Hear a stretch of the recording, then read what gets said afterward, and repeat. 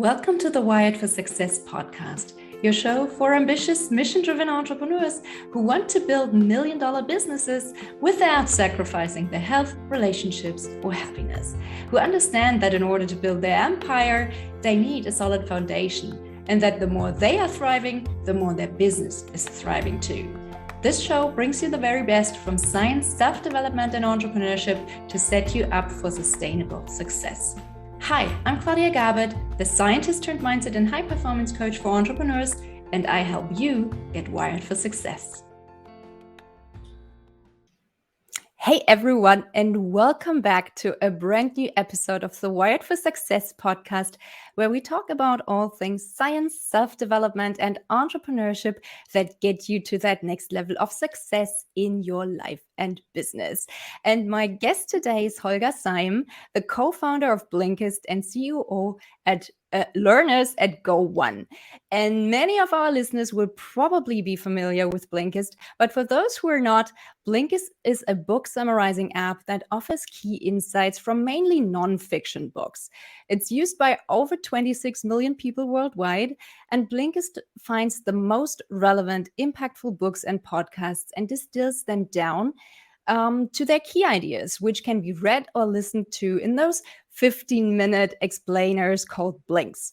I've personally used Blinkist for a while now, and I'm looking forward to learning more about the journey that turned Blinkist into the huge success that it is today. So welcome, Holger, and thank you so much for being on my show today. Thanks for having me, Claudia. Happy to be here.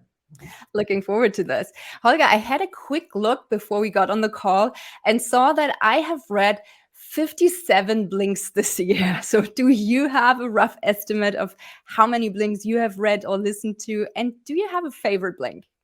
That's a good question. I need to check how much I've read in total. I have not checked how many I've read this year, but in total I'm at 1,090 90 Blinks. Favorite Blink. There's two, like one of my favorite Blinks because it's like really helped me to basically transform my life or change some things in my life is Mindset by Carol Dweck. I also read the book afterwards, so I would recommend definitely start with a Blink, but then continue with the book. But the Blink made me discover the book and made me understand that, the book is about you can have a fixed or growth mindset. And if you have a fixed mindset, you believe that everything is due to talent. So either you're talented in something or you're not talented in something. And a growth mindset rather tells you can learn everything. Everything is hard work, but you can learn everything. And when I read this Blink and then later on the book, I realized that I approached some parts of life with a fixed mindset. And just that awareness helped me to turn a fixed mindset into a growth mindset more often. And that was really, really helpful. So that's probably my favorite Blink as in changed the most. Another Blink that I love a lot, just because it's really well produced and a nice story. It's not that it's a good Blink to talk about on parties, is Drunk. And that book is basically tells the story of why we get drunk as humans. So really good trivia to know, good party, small talk, and it's a really well-produced Blink. That's awesome. I need to check that out. Haven't read the book yet. Can you walk us through the Blinkist success story from inception to exit? Just very briefly, an overview.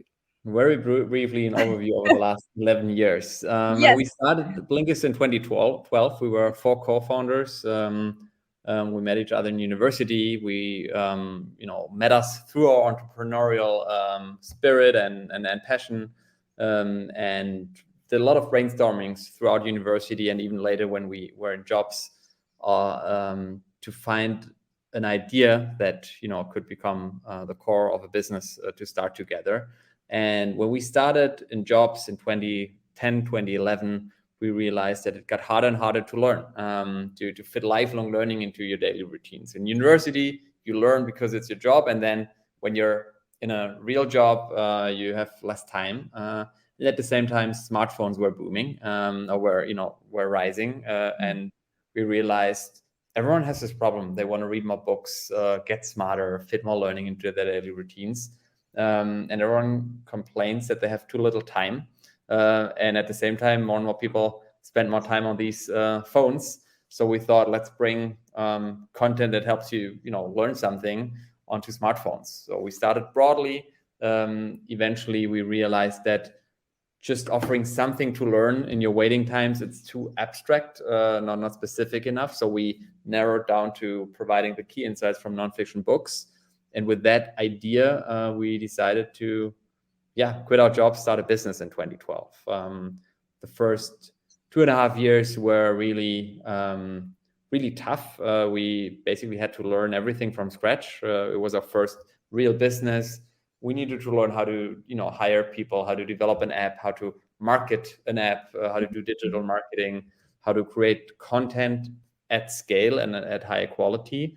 So it took us 2 years to figure all these things out, and we were twice very close to bankruptcy, and we're lucky that we found another investor who believed in us despite not having good numbers to show for in the early years. And then eventually, that was probably end of 2014, we had it all figured out. We found a good scalable process to create our content. We learned our lessons how to do digital advertising. We found a good business model with a subscription. We went from offering only text to also audio versions. We launched the app globally with English content instead of just locally with German content. And all these things created a perfect storm. And then since end of 2014, we had a really, really successful time. We scaled year over year with 3-digit percentage growth year over year. Things got a little harder when COVID hit, because Blinkist had evolved into a thing that you use on your commute. So we were a really strong commute use case, and then all of a sudden, no one commuted to work anymore. So we saw a dip in engagement. It was harder to keep up with the high growth rates that we've seen before. So we had 2 not so easy years. The good thing was that we already had shifted the business to be break even, to not burn money before. So we didn't need to lay off people. We didn't hit a wall, but we simply did not grow as fast anymore as we were used to grow. So had to change some things. And then the last bit of our journey is that we've joined Go1 this year. So an Australian-based company that aggregates training and professional personal development content for businesses so they can offer L&D solutions to their employees. We've been a partner of theirs already beforehand. They've seen that a lot of their customers love Blinkist content, and I know the founders in 3 years or 4 years now. We realized we had a similar mission. They were strong on B2B. We were really strong on B2C, selling to end customers. And then we decided to join forces and walk the next path of our journey together to make lifelong learning easier, to ultimately reach 1 billion learners and help them become smarter and better every day. That's a great mission for sure. And I'm looking forward to dive deeper into lots of the aspects that you mentioned in this brief overview. Maybe we can start with a broad look back. So thanks to the hindsight bias, success often looks inevitable when we look back. But when we were actually going through the experience, we had to make decisions despite only having incomplete information and facing unpredictable outcomes. So looking back, how much of the success would you attribute to sheer luck, just being in the right place at the right time? Or in other words, how confident would you feel about being able to repeat that success? I think despite obviously it's a lot of hard work, it's mostly, there's so much luck. I don't know, is it 70%, is it 80%, is it 90%? It's hard to say, but I think it's always luck. But you need to work hard to be ready for when luck comes, right? You can, so it's not, even though I believe it's a lot of luck, the message shouldn't be, well, do what you want, you can't influence it. You should, luck comes to the ones who work hard for it. And I think I couldn't repeat Blinkist again, right now, I think one of the aspects that we were lucky, I think we were a little too early. The first 2 years, it was really hard to make people pay for content because no one paid for content. Only Spotify and Netflix eventually educated people to pay for digital content. The ecosystem around digital subscriptions wasn't really ready. So we've been unlucky in the first 2 years where I guess, were a little too early into the market. But then 2014, 2015, digital subscriptions started to boom. And that's most important. I believe there was between 2014 and maybe 2018 or 19, there was an area where digital consumer companies could advertise very, very effectively through Facebook. So a lot of the brands that got big because they mastered Facebook advertising. And that's much harder today. Right now, it's much harder to advertise effectively on Facebook. Privacy regulations. So Apple is not sharing data with Facebook anymore, so they can't personalize as well. More brands advertise on Facebook in the first place, so competition is higher. The CPM, so the cost for advertising, is higher. Even though the ecosystem of technical solutions, etc., is so much more evolved, there is no free lunch on Facebook anymore, and it's much more expensive to advertise these days. And not just on Facebook, also on platforms like Outbrain, Taboola with paid content, Google, etc., etc.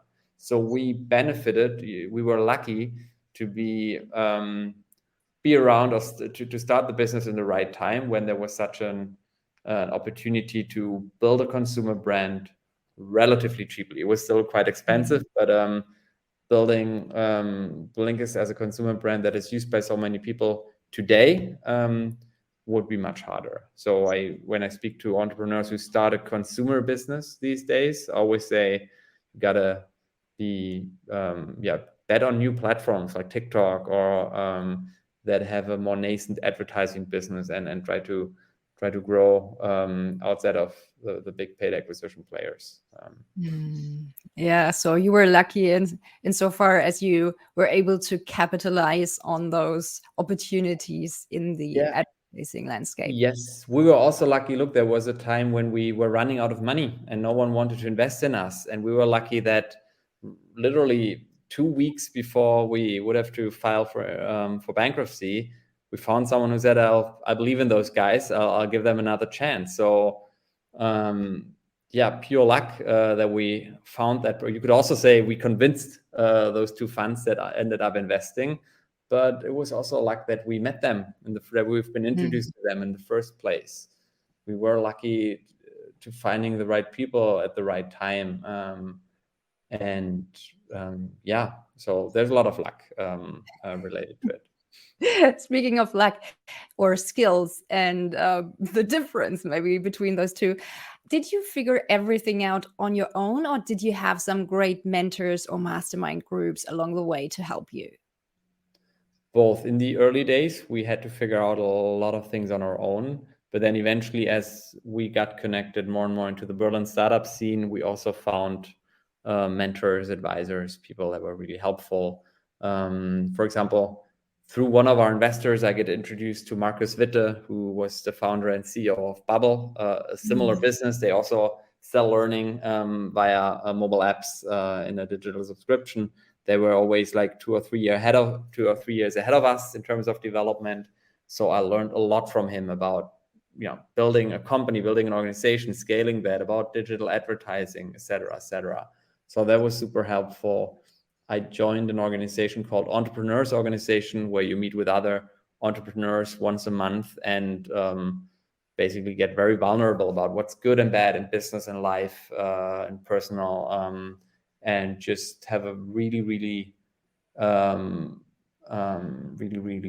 confidential group of people that help you on your journey with their experiences, and you can help them with your experiences. So that was really important, still is very important, and not so much for business hacks or tips and tricks, but more for the personal side, how to stay strong when headwinds are coming, how to stay resilient, it's about learning that everyone is fighting their battles. That no one, even though they may look successful and happy and great on a podcast show like this, everyone has their tough battles. It's definitely you need a lot of resilience and thick skin in this being an entrepreneur. Yeah, and a supportive community and good relationships definitely help. Absolutely. What have you learned about building a successful app or learning platform that you wish you had known when you started Blinkist? Is there anything in particular that you think like, oh, I wish I had known this right from the start? I think we were really in love with product in the beginning. We wanted to build the perfect product and get everything right. And one thing I learned that your product needs to be good enough. But once your product is good enough, focus on marketing and distribution. Because otherwise, I've seen so many beautiful products die because no one discovered them and no one bought them, and the teams were too much in love with their product and invested everything there. And we also fell into that trap in the beginning, but then eventually learned we need to also focus on marketing, distribution, and that also product. So engineers, product managers need to focus on that. And that's true, I think, for all industries, not just for the L&D industry, but for the a learning product. We've chosen a pretty challenging market. Reality is most people don't love to learn. Learning is something that you have to lean in. It's hard. It's easier to watch a series on Netflix or listen to a song on Spotify. Getting people to eat their vegetables is more challenging. So there in particular, you can always chase that goal of we want to engage people more often. They should have a daily habit instead of a monthly habit. And it's all good. But you can also fight that fight forever without winning it because it's so you need to balance where you put your focus. So that's something I would have loved to learn earlier. Another thing is back in 2012 when we were really young and unexperienced, we thought, let's launch in Germany first, because Germany is a smaller market, which we know better, so we can learn in Germany, and then eventually, once we have something that's great, launch it to the rest of the world. One reason why we did that was like we don't want to embarrass ourselves globally and burn our brand basically before we have something that we're proud of. And that was totally stupid because the big effort is to build the app, build the machine around it, but then whether we produce content in German or English or both, that was not the big cost driver. So we could have easily, or we should have produced content in English from the start, because we would have had a much bigger test market. And so we limited our chances to find the right customers, the right early adopters, to learn with them, et cetera, in the first 2 years. And it was, in hindsight, pretty stupid. So would have loved that someone had made me see this. Right. So get your product good enough that you have a minimal viable product and get it out there, get it in front of a big audience. Yeah, start with English, because English gives you a global market, and you will learn everything you need with English. There is no need to focus on a smaller language to start with. It's not generalizable. It may not be true for everything, but for our business, where producing the content, once you have one language, you can relatively easily produce a second language, because it's text and then eventually audio. For us, it was a mistake to focus on one language first. Again, we are always we know much more in hindsight, right? Of course, that's part of the journey. That's why we're doing it. Exactly. So let's divide the business journey into those 3 phases. We have the build phase, we have the grow phase, and the scale phase. So what main challenges did you encounter in each of these phases, and how did you overcome them?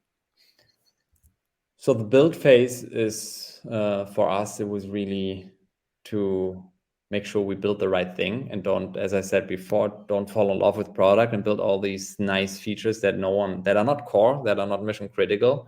To just get an MVP, as you said, out there as soon as possible, and then know when it's good enough, and you should rather focus on learning how to start growing it, because otherwise you'll end up in build phase and never make it to the growth phase. So it was really the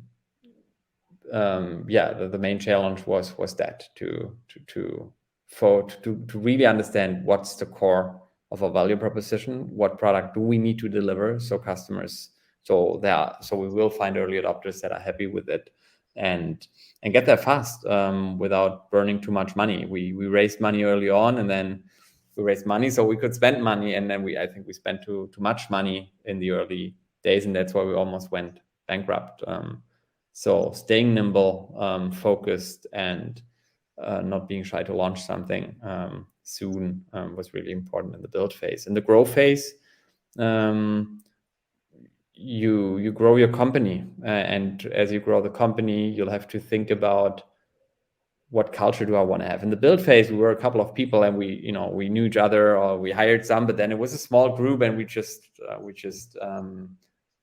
you could still relatively easily reach alignment, or overcome conflicts, and then just move. But once we grew to 15, 20, 30 people, all these things became harder. And then it was really important to make explicit what are the values that are important to us. How do we ensure that we reach alignment across 30 people? Do we need, what kind of hierarchy do we need? How do we want leadership to work, et cetera, et cetera? Being explicit about that, and then finding the right people that match this set of values and this culture was really challenging. Our mistake was we weren't explicit about it. We just started to hire people, and to be honest, in the early days, we were happy for everyone who applied. We were not a known brand, and we then kind of hired different people, and then figured it out on the go. But the reality is, you will always build a culture, if you don't do it explicitly, you do it implicitly. And then once you have a culture and realize that's not what we wanted, it's really hard to change it, because it's really hard to change people, and letting people go, and hiring new people is also hard. So there was, other than our challenges in the grow phase were not so much. I mean, obviously it was also very functional challenges. Now that we got this product, how do we scale it to 1 million, to 10 million, and beyond? So a lot of tactical challenges, how to do marketing right, how to go from Facebook to the next platform, and make that sustainable. But I think after the build phase, the biggest challenges were always company building related, and from grow to scale, same thing again. Going from 30 people to 150 people, it's even more challenging to not become that big and slow company that we always wanted to get out of, because the more teams you have, the harder, the more interconnected everything is, the more cross-functional everything is, the harder it is to move fast, and to reach alignment. And there was always about finding the right balance between empowering people to figure out things on their own, but also taking certain decisions top down to make sure things are aligned. Because if everyone figures things out on their own and they come to different conclusions that don't match, you ultimately don't move fast at all. And there we had a lot of internal debate with ourselves, but also within the organization. What's the right level of hierarchy, empowerment, versus who takes which decision, etc. Figuring all of that out, with the goal of creating an engaging, great workplace where people can make mistakes, can have impact, can have a certain level of autonomy. That's been very challenging, and it's an ongoing challenge. I think we are. I'm quite happy where we're at, but there's always things we can do better. I would love us to take faster decisions as an organization. I would love us to move faster in general, and and that sometimes comes at the expense of having too much alignment and too much letting people figuring it out on their own.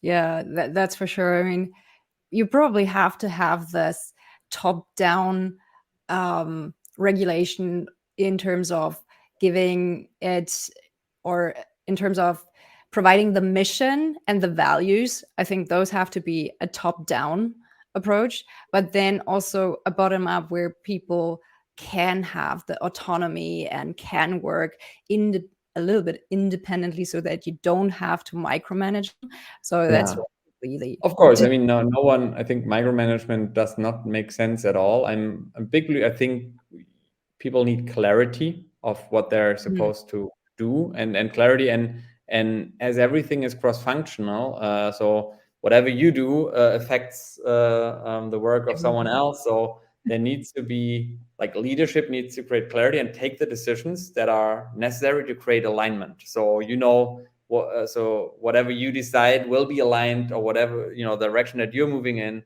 is aligned with the direction your peers are moving in. So I think we need to take those decisions on a leadership level, and then but provide enough freedom, then strike the balance, providing enough freedom then for people to then figure it out with the clarity of here's where we're going, these are the strategic priorities that align with each other. Then let people figure out how to fill that with life. But then it's also something I've learned. I'm a big believer in situational leadership. So just a carte blanche to say now figure it out is sometimes wrong. It sometimes leaves people hanging and alone.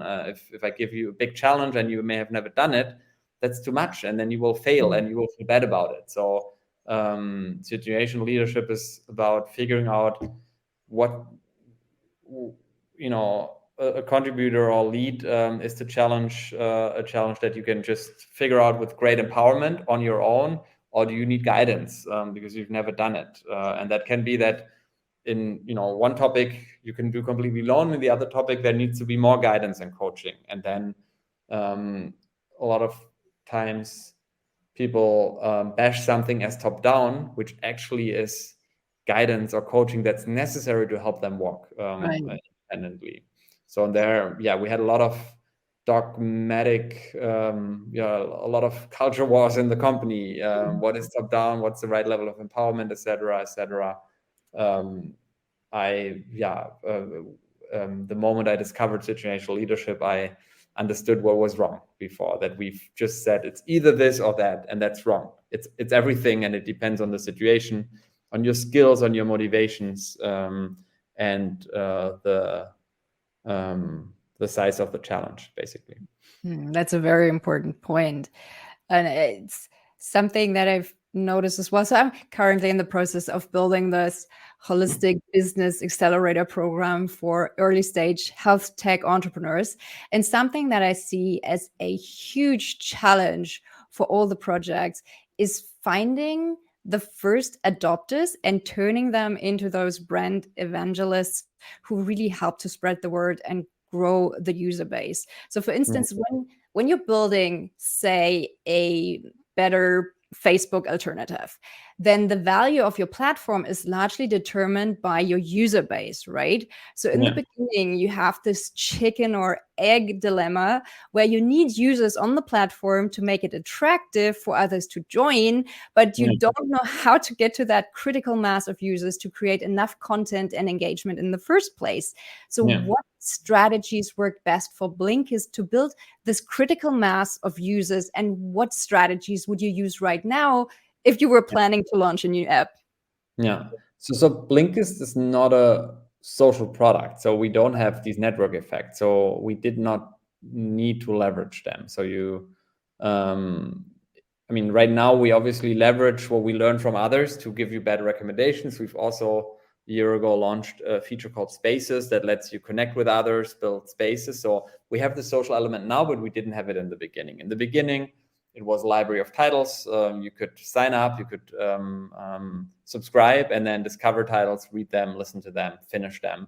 And it didn't matter to you whether you were the only one using it or whether a million of others used it, because we did not show, here's what a million others read. And we did not leverage this information in our recommendations early on. So for us, the challenge was to simply get users on board and make them stay, and make them use the product regularly so they get value out of it and then renew their subscription. And as we grew, we started to tap into more of these social elements. And I think it's these days, especially now in the current market environment, it's really hard to raise enough funds to kickstart a product that needs network effects to work. So it's just launching a new Facebook these days would be so expensive. So I think at the core you need to have an MVP that doesn't require network effects. That even if a user uses it alone, she gets enough value out of it, and then eventually, version 2 or 3 or 4 can then also leverage network effects as you go there. If you have a vision of, to stick to that example of replacing Facebook, I would think of an MVP that gets you there, gets you to a certain level without network effects. And then I don't know whether there was also an aspect of question, how do you get to users in the first place? I think for consumer startups, there is no way around paid acquisition.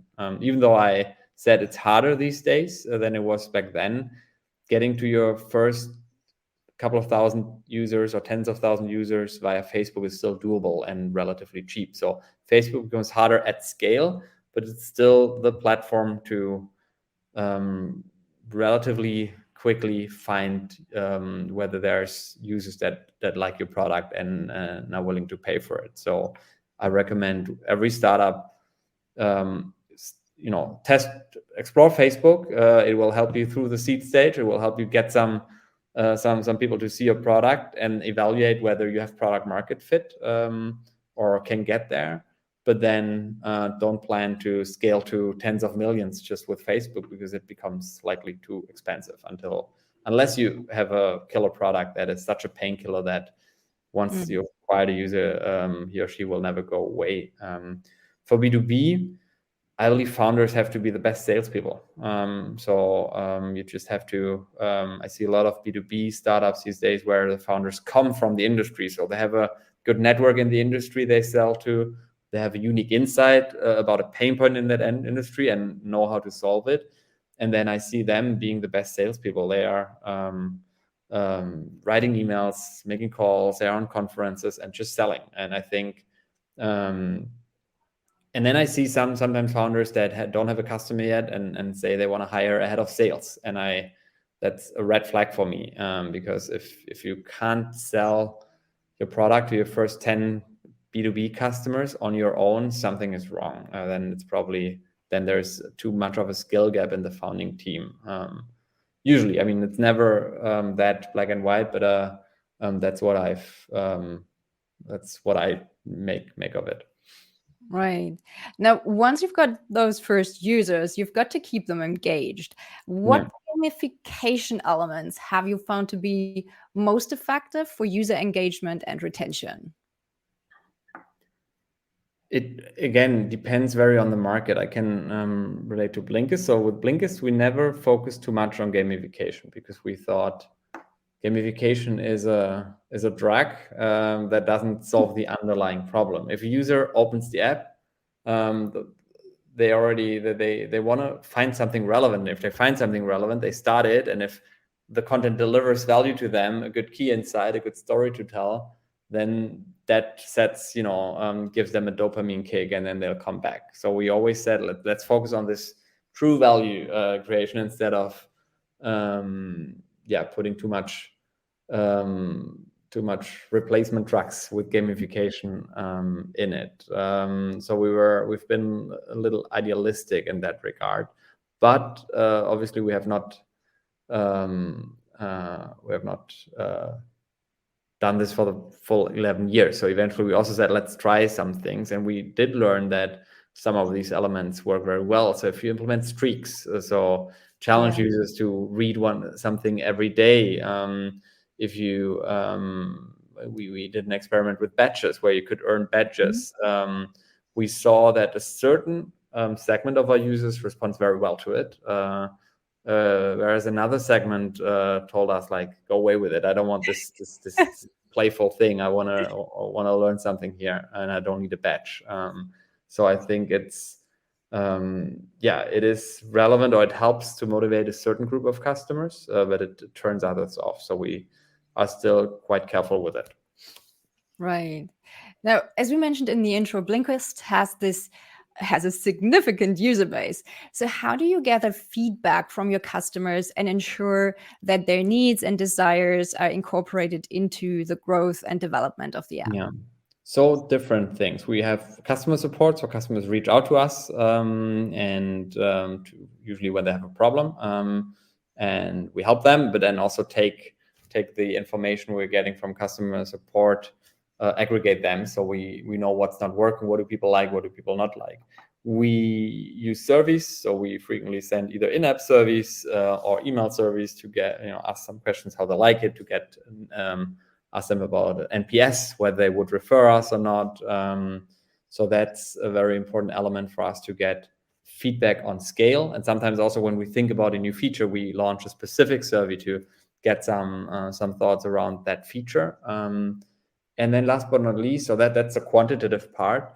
Also, we analyze App Store reviews and all that. Then we have a qualitative user research team, a team that talks to customers, that reaches out, hey, we would love to talk to you, to see how you're using the app, to learn more about you, to learn what you would love to see in the app. And we do interviews. And I also try to talk to customers myself frequently. There's times when I can do that more and times where I do that less. But it's invaluable to have a habit of talking to customers directly, because just looking at what they say in a survey doesn't help to read between the lines. And sometimes you need to talk to a person, because a person may say, so one interesting example, people say they want more content. So we have too little content for them. But what we've learned, we have a couple of people that worked with Audible beforehand, and they said, well, also Audible receives the feedback that people want more content. And Audible happens to have every audiobook out there, or 95% of audiobooks that exist. So when people say they want more content, the answer is not they want more content. The answer is they want to find more relevant content more easily. So it's about then investing in our discovery experience, in our personalization algorithms, etc., in providing the right context for them to start a certain book. And if you just read the survey result, people want more content, you could say, well, then let's produce more blinks and hope everything will, that the numbers will go up. But it's usually not that easy. And you need to read between the lines and dig a little bit deeper about what they really need. And sometimes they can't say what they want. They can go very deep on what they need or what the problems are. And then you need to think, what could solve that? What solution could solve that problem? And that's why I believe it's invaluable to speak to customers directly. Yeah, I totally agree. Can you maybe share some data on how customers interact with the Blinkist app? Are they listening more, or are they reading more? How many blinks do they consume on average? And how often do they use the app? Just to give people. So on a high level, people tend to listen more than they read, but it's easier to listen. Or you can fit listening into more times of the day. When you commute, when you're running, when you're working out, you can listen. You can't read. So there's more time to listen than to read. Mm-hmm. And that's why we see much more minutes being listened versus minutes being read. In terms of how often do people use Blinkist, it really depends on the segment you're in. On average, if I take global average, we see that people read or listen between 4 and 5 blinks a month. But then there's people that have a daily habit. There's people who just who use Blinkist twice a year when they're on vacation, but then read a lot of blinks within 1 week. So it really, really depends on the segment, on your use case, and it also switches. People have busy times of their life when even Blinkist is too long, when they even don't have the headspace to tap into Blinkist. And we don't see them for 2 or 3 months, and then they come back to a more regular habit. So it's really hard to generalize that. Yeah, that makes sense. Let's talk about the marketing side for a bit. What have been the most, I mean, you already mentioned Facebook in the beginning, but what have been the most successful marketing strategies for Blinkist? And did they change during the different business stages? I mean, you already mentioned that Facebook was probably good in the beginning, but it didn't really scale. Was it the same for different platforms, or what else worked well or did not work well? Yeah. So yeah, Facebook was definitely big, still is big, but it just Facebook alone wouldn't help us, would have not helped us to scale to where we are today. We after Facebook, the next big channel for us has been paid content platforms like Outbrain and Taboola. It's these little articles that you see on online news sites. That's a very native form of advertising. It targets digital readers, which happen to be our target audience. So that worked very well for us, but it was not easy to crack. Finding the right articles, the right funnel to get them from reading an article to installing the Blinkist app took us quite a while to figure out. But when we had figured it out, it helped us to scale really fast. And there were times where this channel has been much bigger than Facebook. We tapped early into podcast advertising when podcasts started to boom. I think, again, there also was a time when that was cheap. Now it's very expensive. So if you look at what you had to pay for 1,000 listeners 3-4 years ago versus right now, that easily doubled. So we're not as aggressive in podcast advertising anymore as we've been. Google is becoming more and more relevant for us. Google search, early days, when people search for book titles, they want to have the full book. But as we build our brand and as more people know about Blinkist, we have a better chance of also then offering Blinkist as a solution when they search for books. So that is something we're investing more in these days. And yeah, it's a classic thing. It's Google, Facebook, Apple search ads, paid content. There's no secret. I think we've just over time learned to play in all of those channels, to have the right ads, to have the right funnel, the right bidding strategies. But yeah, I think in the early days, it never makes sense to start with everything because you don't have time for everything. So usually, need to pick 1 or 2 channels and master them and then build on top of that. Well, I discovered Blinkist through ads on one of my favorite podcasts. So from a business perspective, I wonder what podcast marketing strategy has been the most successful for you? So was it running your own podcast show, maybe? Was it guesting on other shows for you as one of the founders? Or was it just, buying ads or running ads on popular shows? So there are lots of different ways to do this. Yeah, where did you discover us? Do you remember the podcast? I think it might have been Lex Fried. Was it Lex Friedman? Is that? Might have been, yeah. Might have been that one.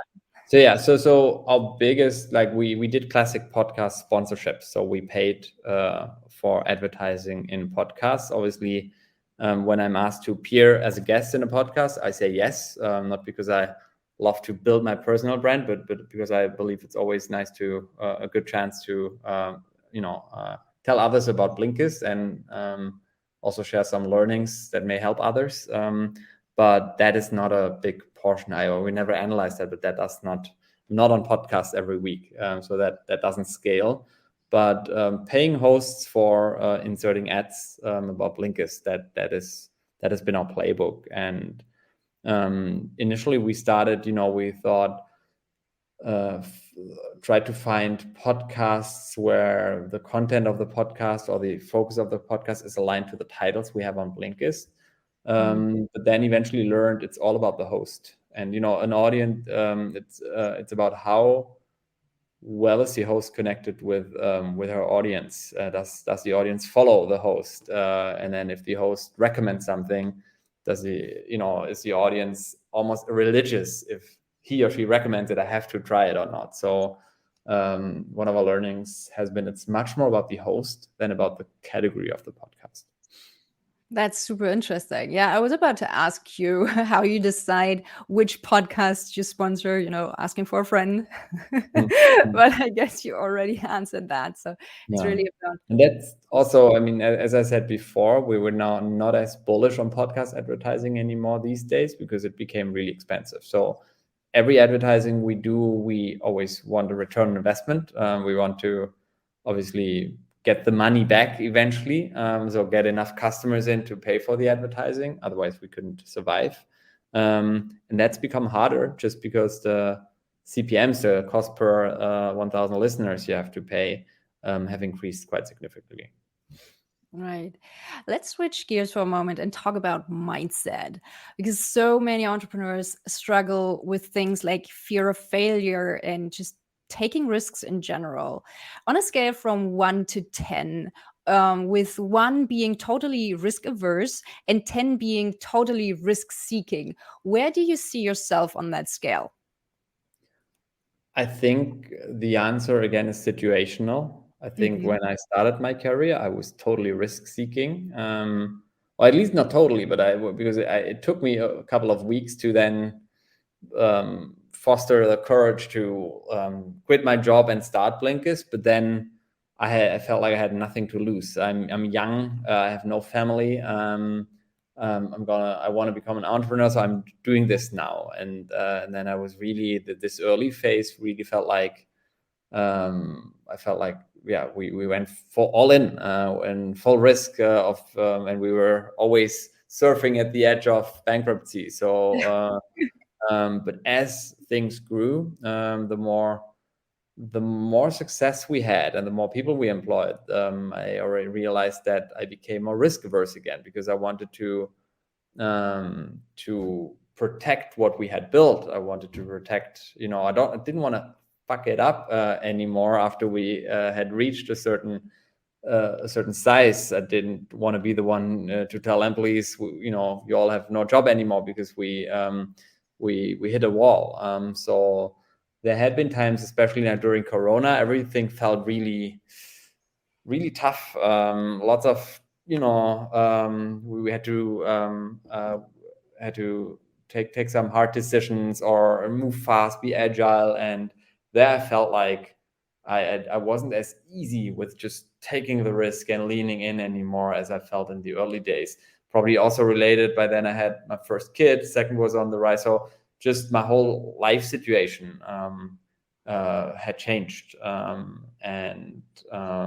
So I couldn't take certain risks anymore because if I take a decision and it goes wrong in the early days, I could brute force my way out of it again by simply working more, working harder. Now with 2 kids, I also need to work hard at home, and energy levels are not as high as they were in my 20s. So that also affects it. So you could say that my risk tolerance has decreased a little bit over time. But I'm still a very optimistic person. So even on that level from 1 to 10, I'm probably still on a 7 or 8 when it comes to willingness to take risks. I'm optimistic. I'm not very anxious. I think I have most of the time a healthy relationship to work. It's just work. There are more important things, and that helps me to sometimes take bold decisions. And also having taken some good decisions over the past 11 years gives me the confidence to be able to be wrong every now and then, because I know it's not the end of the world. There will be better decisions again. Ah, that's a great mindset to have. So, how do you tend to make decision these days? Is it mostly gut instinct? Is it a list of pros and cons, or do you have a certain decision making framework that you like to use? I don't have a framework. Like I can't point to a site or to a fancy name. But what I try to do is I'm a data-driven person, so I love to look at data. That is quantitative data, but also qualitative data from customer interviews. But then I believe that data never tells you specifically, here's what you need to do. You can always use data to probably you can use data to make 10 different go to 10 different directions and just skew the data in the right direction to make your case. So I think based on a good set of quantitative and qualitative data, I believe in gut, because I believe our gut is the best data processing algorithm we have. And I think taking gut decisions that are informed by the right data are actually data-driven decisions. So yeah, a lot of times I collect all this data, I talk to people, and then I come up with hypotheses that I feel strong about. Then I test those hypotheses by sharing it with some people, letting them, give me, dig holes in it or support it. And then sometimes I see something new and adjust it, but then I'm usually ready to take a decision quite quickly. I need that process. I usually want that for especially for big decisions. I want to be challenged by others, so I usually follow that, whatever you want to call it, advice process. But then then I'm usually have a bias for action and say, like, instead of going into analysis paralysis or discussing it for 6 more weeks, let's take the decision. Let's make sure we learn fast or fail fast, and then move on. Right. So gather information and data to train your intuition, and then just move fast. And trust your intuition. And if someone says, well, that's not backed up by data, that's just a gut feeling, I think a gut feeling is very powerful. I think that's it's a gut feeling, and entrepreneurs or senior people are paid to have a good gut feeling. Like I think that's something good. If you have a good gut, trust it, and don't let others tell you that gut feeling is not data driven. No, it's definitely data driven. It's how you teach your system, right? Yeah. Now, Blinkist has this strong emphasis on personal development and continuous learning. I'm curious, what are some habits or practices that you have adopted over the years that have contributed to your personal growth and success? Yeah. So I try to meet with other people often, so with peers, to just compare notes. I try to be very vulnerable, so be very open, to not say, like, everything is great and everything is a success, but I share. I'm an open book. I share what's good, I share what's bad. And usually then when you start that way, also the others share what's good and what's bad, and you get into a much deeper conversation and learn much more from it. I love to read.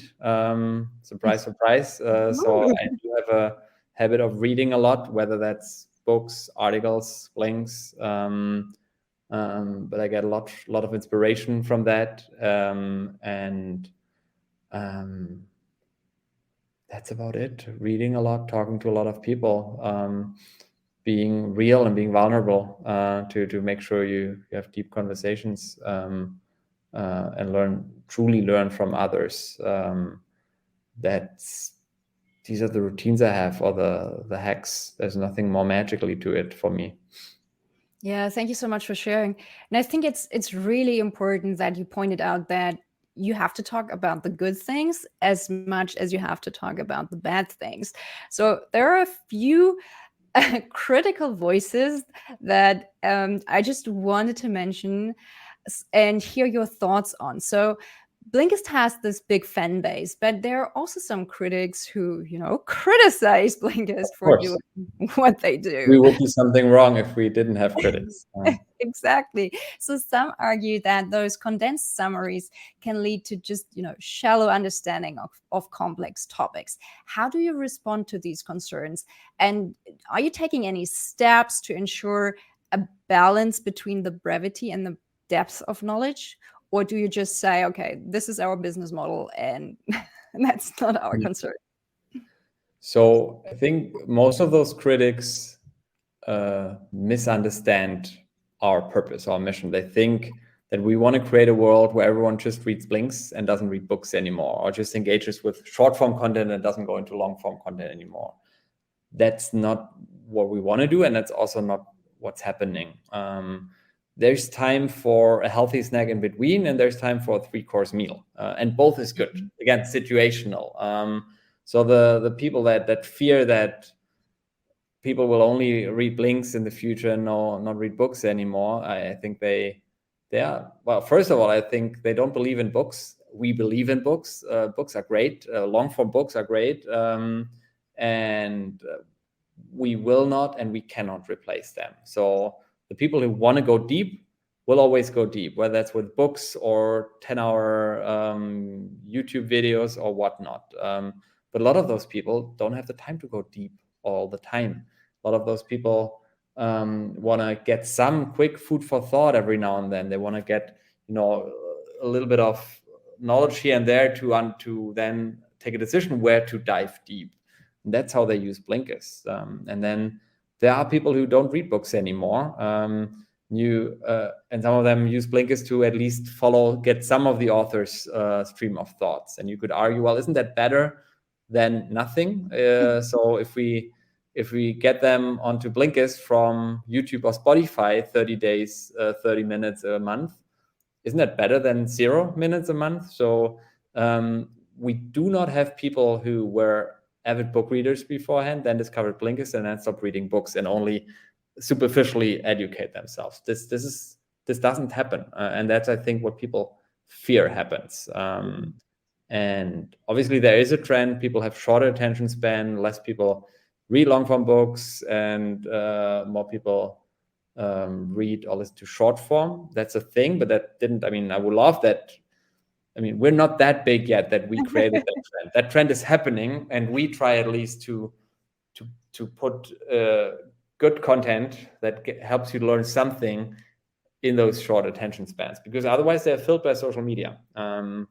And yeah, so I think the critics didn't understand it or don't understand why we're doing what we're doing and how people use it. And I think it's a little patronizing to think that other people then just use Blinkist and don't read books anymore and think that they've learned everything from a blink. No one thinks they've learned everything from a blink. It's also not what we sell, that you get the full book, everything that's in there in 15 minutes. Yeah, it's all relative and depends on what you compare it to. Percentage-wise, what would you say? How often do you still buy and read the original book after reading the blinks? Do you have any data on that, or a feeling, a gut feeling?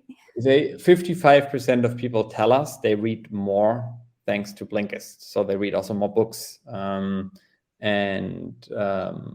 less than 40% tell us they read the same amount of books.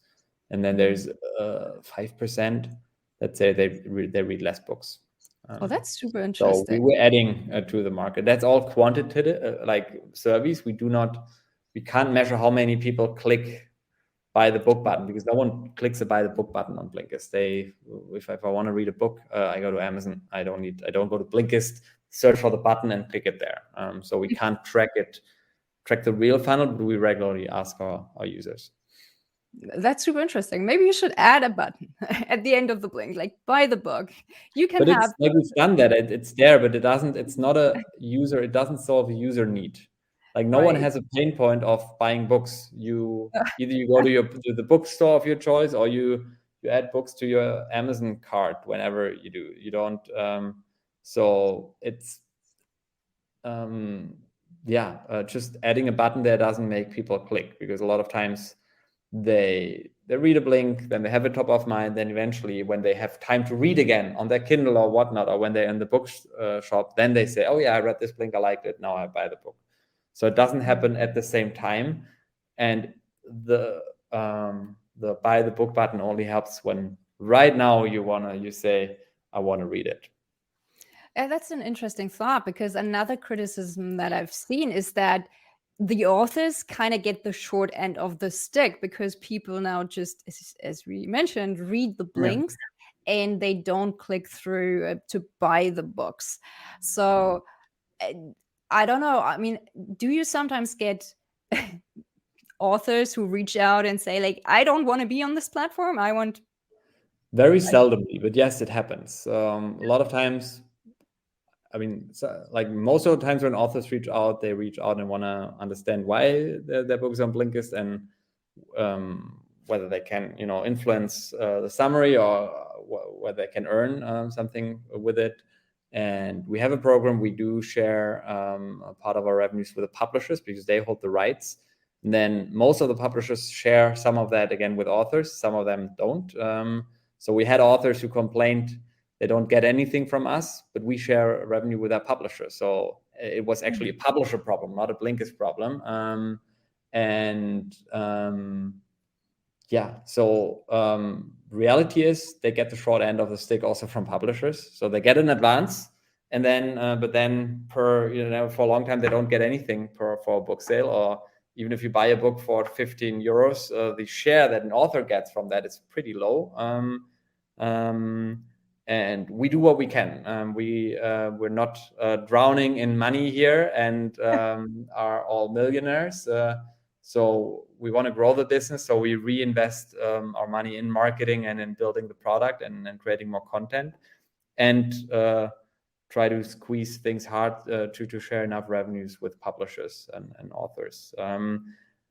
The core value we deliver, though, is we create more awareness to authors. And a lot of authors are consultants, are coaches. They want to spread their ideas, and we can help them spread their ideas and get more awareness for their personal brand and their ideas, get more awareness to broader audiences. So usually, and that's how the majority of authors sees it, it's a win. They have their book sales from what publishers do, and that's how they earn their money. And then Blinkist is the cherry on the cake. Right. Yeah. I see a similar thing. So for me, I'm a huge book nerd as well, and I love discovering and reading new books. So what I did, because I had so many authors reach out to me because they wanted to be on the podcast, what I've done is I've created a special segment on the show, which is called the Leaders or Readers Wired for Success Book Club, that features the best books from the science, self-development, and entrepreneurship categories. So it's all nonfiction books. And it's not like a blink in that it summarizes all the important key points in the book. So what I do is I read the book before we record the interview, and then I just pick a few selected topics from the book and maybe some adjacent topics that are of interest to the listeners.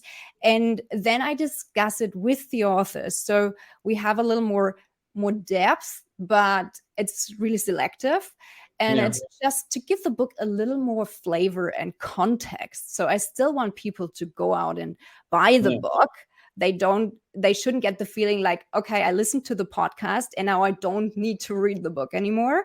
And at the same time, I really want to help authors feel appreciated and be able to show off their book. So what I'm trying to create here is this win-win situation where everyone gets what they want.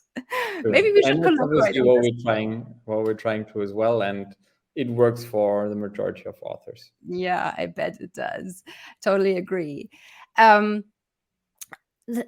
question I wanted to ask you is, what are some of the interesting trends in the SaaS world that you are seeing right now, and what do you think how will they influence business in the next couple of years? For instance, how will the quick advances of AI impact this sector? Are you worried that ChatGPT is going to steal your market?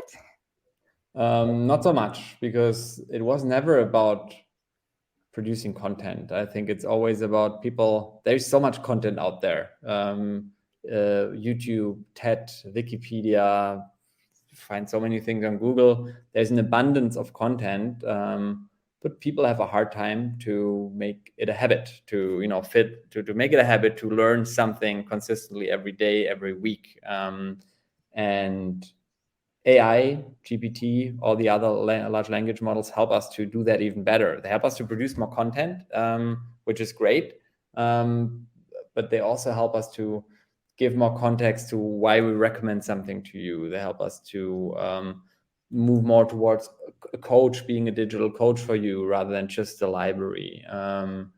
They help us to, deliver links in the voice of your choice, et cetera, et cetera. So I think we can make the service much better. and can add much more value around it to help you build a habit. I don't believe that people will build a habit to go to ChatGPT every day and say, give me something that I can learn. I mean, if that pattern starts, like if that happens, there is a scenario where there's this movie called Hers with Joaquin Phoenix, and a reality of the future could be that, where everything you do via your personal assistant. In this future, we would have a problem, and so would 90% of the apps of the vertical services out there, because then there's no booking.com anymore in such a world. There's no Blinkist, there's no Audible. There's only one. The person who controls the digital assistant sells you everything, basically. And then maybe some services can plug into that API to fulfill certain orders. In that scenario, we have a problem, because probably we will not be the one building that. That will be one of the tech giants. But I do not believe in that future. I believe in a future where there are still vertical services that are powered by AI that help you do a certain thing very well, whether it's booking your next trip, or whether it's building a learning habit. So I think as long as we stay, at the edge of things and use AI to create user value, I think we have a thriving business. It's definitely going to be interesting the next few years. Is there anything else that you would like to share with our listeners today? No, if you have not heard about Blinkist, give it a try. Listen to Mindset or Drunk if you want to start with 2 good recommendations, and let us know what you think. Fantastic. Holger, again, thank you so much for sharing those insights with us today. I feel like we could have talked for hours, and it's been a pleasure having you on the show. Cool. Thanks a lot for having me, Claudia. Thank you again. Take care and talk soon. Bye. Thanks. Bye. Thank you so much for listening to the Wired for Success podcast. I hope you've enjoyed today's episode. If you did, please subscribe, rate, and leave a review. That's a fantastic, easy, and zero-cost way to help the show grow. Just use the link in the show notes and make my day. Want more? For quick, actionable tips and insights to guided meditations and a side of biohacking, join my inner circle and get access to exclusive subscriber-only content. Again, just use the link in the show notes to join the tribe. Thank you for your support, and see you on the other side. Take care and talk soon. Bye.